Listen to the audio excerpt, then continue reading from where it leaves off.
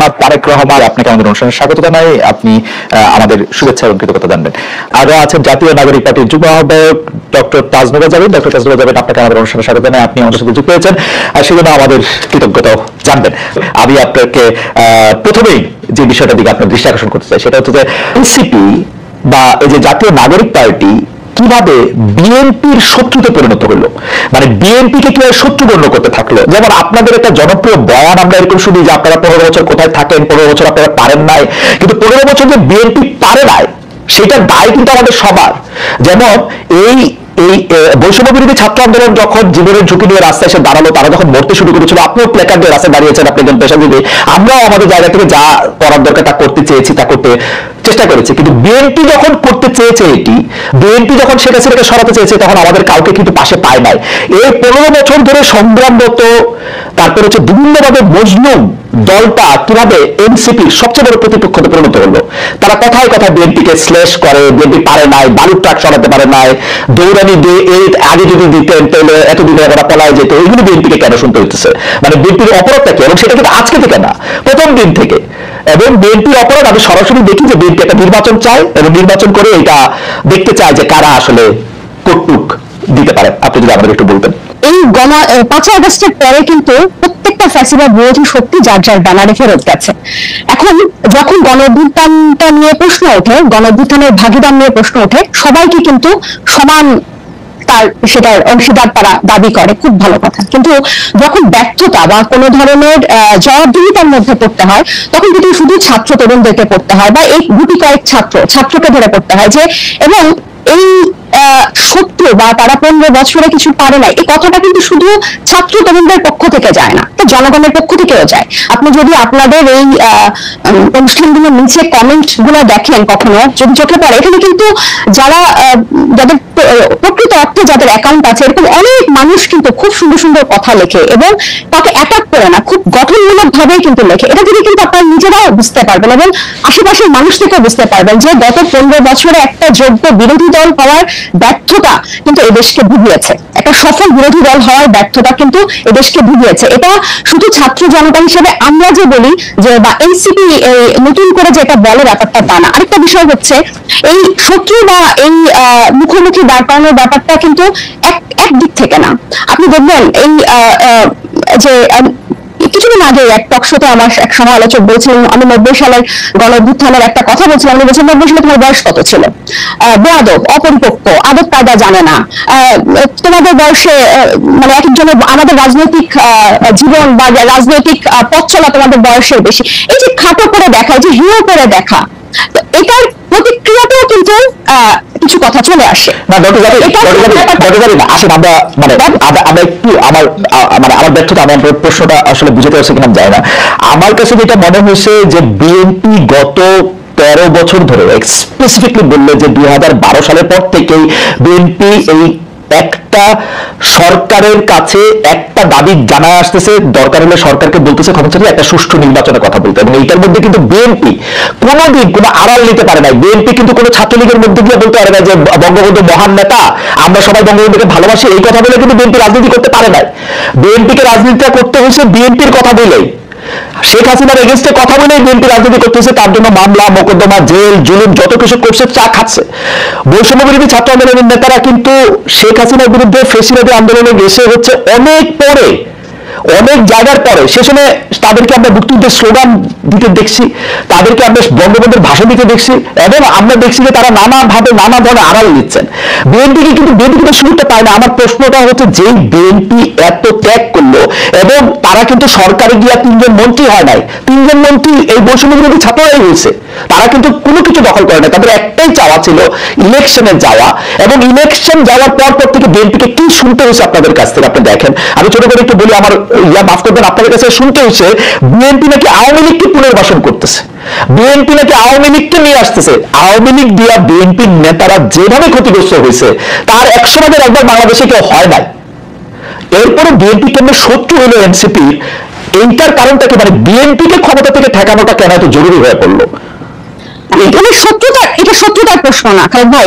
এই যে কেন শুধু সুষ্ঠু নির্বাচনে চেয়েছিল, নির্বাচন কেন্দ্রিক রাজনীতি তারা করেছে, এই যে হাসিনা কিভাবে এই 3টা অবৈধ নির্বাচন করে ফ্যাসিস্টের সাম্রাজ্য টিকে রেখেছিল, তাদের রাজনীতিটাই ছিল নির্বাচন কেন্দ্রিক। কারণ নির্বাচন হলেই শুধু গণতন্ত্র হবে, গণতন্ত্র ফিরে আসবে, এটা তাদের একটা রাজনৈতিক একটা চালের, এটা বা তাদের কি বলবো আমি পরিকল্পনার ভুল বলবো, যে তারা সবসময়, আপনি বলছেন যে তারা সবসময় সুষ্ঠু নির্বাচনই চেয়েছে।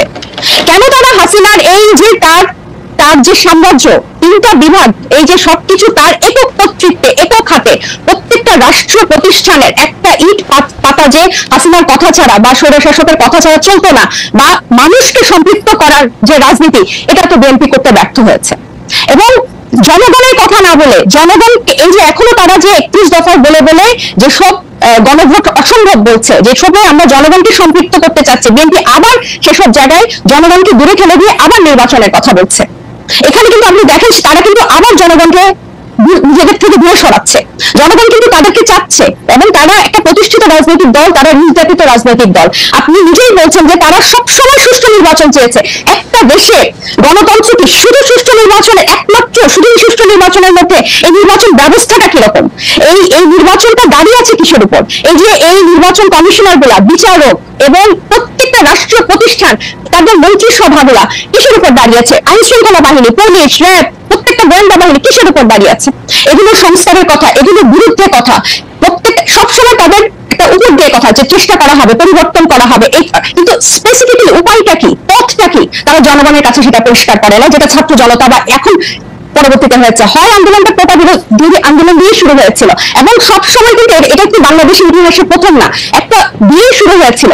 কিন্তু এই পুঞ্জীভূত যে স্বৈরশাসকের 15 বছরের যে পুঞ্জীভূত ক্ষোভ, সেটা কিন্তু প্রকাশিত হয়েছে একটা সিস্টেম, একটা ধাপ পেরিয়ে কিন্তু সেটা বেরিয়েছে। এবং আমি বিএনপিকে, আমি কি বলি, এবং বিএনপিকে যে এই শত্রু মনে করা না, আমরা কিন্তু চাচ্ছি বিএনপিকে জাতীয় ঐক্যমত্য নিয়ে আমরা একসাথে সবাই মিলে আমরা ঐক্যমত্যে পৌঁছাই সংস্কারের বিষয়ে, যে মৌলিক কিছু সংস্কার হোক, তারপর নির্বাচন যে 2টা টাইমলাইনে আছে তার মধ্যেই হবে, এবং প্রত্যেকটা দল, নিবন্ধিত দল সেখানে অংশগ্রহণ করবে। এবং বিএনপির কেন্দ্রীয় নেতৃত্বের নিয়ন্ত্রণ স্থানীয় পর্যায়ে নেই। আমরা প্রশ্নটা এমনভাবে করতে চাই যে একই বিষয় কি এনসিপির জন্য সত্য না? এনসিপির কি সব জায়গায় নিয়ন্ত্রণ আছে?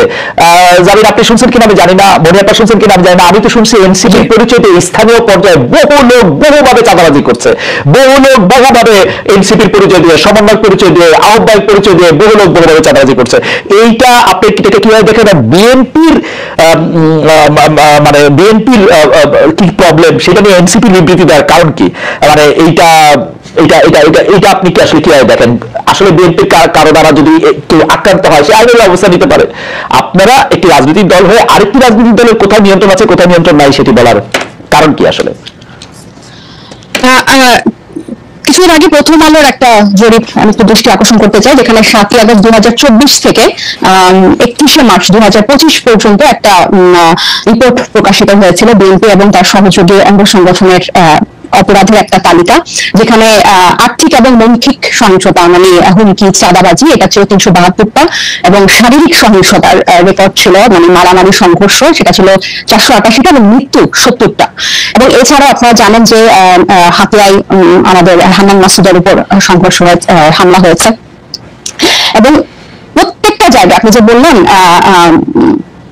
এনসিপির অসংখ্য প্রতিনিধি করছে, আমাদের কিন্তু এনসিপির একটা আহ্বায়ক কমিটি ছাড়া আর কোনো জায়গায়, আমাদের নাগরিক কমিটির বিভিন্ন কমিটি ছিল, কিন্তু এনসিপির কোনো জায়গায় এখনো কোনো প্রতিনিধি দেওয়া হয় নাই বা কমিটি দেওয়া হয় নাই।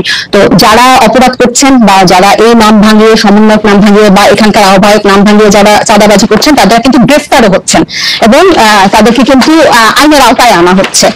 আরেকটা যেটা, এবং এই যে জনাব সার্জিস আলম, আপনাদের নেতা, উনি যে 155টা গাড়ি নিয়ে এখানে গেছেন, তার আগে হান্নান মাসুদের গাড়ি নিয়ে গেছেন, সেটা তো চাঁদাবাজি করছেন, সেটা অনেকেই বলতেছেন। আপনারা কি এটা তদন্ত করছেন? আপনারা তো একটা বিবৃতি পর্যন্ত দেন নাই। আমরা একটা চিঠি দেখছি ফেসবুকে, আপনাদেরই আরেকজন তাকে একটা প্রশ্ন করেছেন, মনে হচ্ছে যে এটা ছেলে খেলা। একটা লোক 155টা গাড়ি নিয়ে শোডাউন করতেছে, পরে আবার ব্যাখ্যা দিচ্ছে যে এটা তার দাদার টাকা, বাবার টাকা। আপনাদের কিছু বলতেছেন না, কোন রকম তদন্ত করতেছেন না, আপনারা বলতেছেন যে আমরা। খালেদ ভাই, গত এই ঈদের আগে এই সার্ভিসের ব্যাপারটা নিয়ে মনে হয় আমরা যে কয়টার গণমাধ্যমের সাথে কথা বলেছি, টকশোতে গিয়েছি, প্রতিনিয়ত এটা নিয়ে কথা বলেছি, এবং এটার প্রশ্ন জবাবদিহি আনুষ্ঠানিক বিবৃতি দিয়েছেন। আমি আমার করতে দেন, আমাকে একটু শেষ করতে দেন।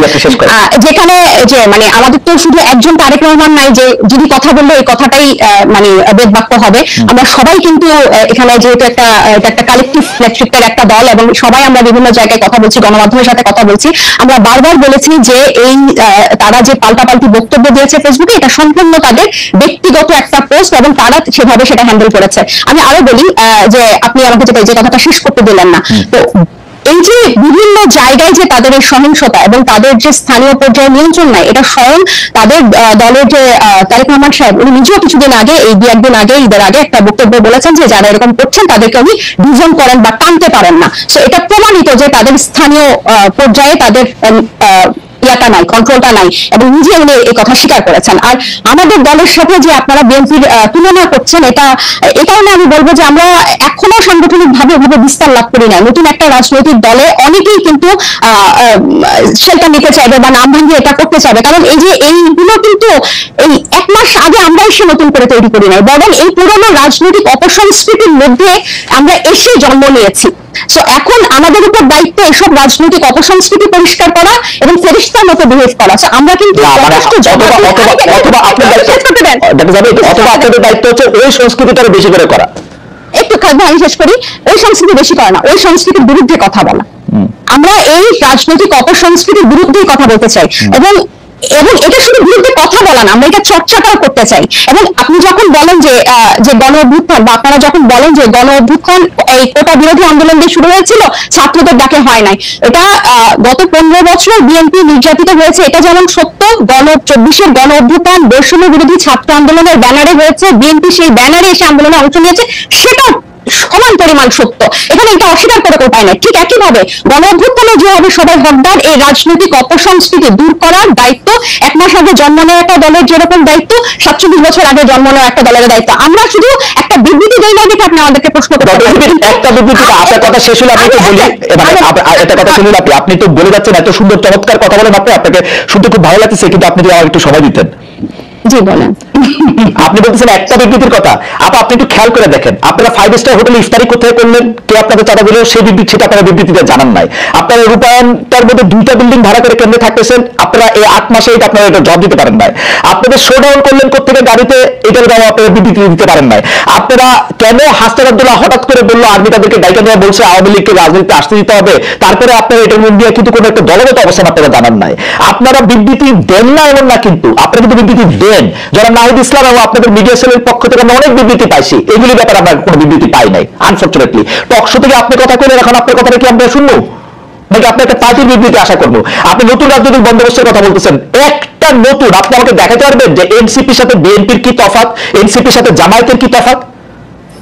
কোন জায়গা দিয়ে আপনারা একটা তফাৎ করতেছেন আরেকটা জায়গা দিয়ে একটা নতুন বন্দোবস্ত আনছেন? একটা উদাহরণ দেখান একটা নতুন বন্দোবস্তের। আচ্ছা, তাহলে বিবৃতি দিয়ে যদি এসব অপসংস্কৃতি বা এসব ব্যাপার থেকে মুক্ত হওয়া যেত, তাহলে বোধহয় বিবৃতি দেওয়া হতো। আমরা কোন কোন বিষয়ে বিবৃতি দিয়েছি আপনি নিশ্চয়ই সেটা যেহেতু খেয়াল করেছেন, আপনি খেয়াল করে থাকবেন।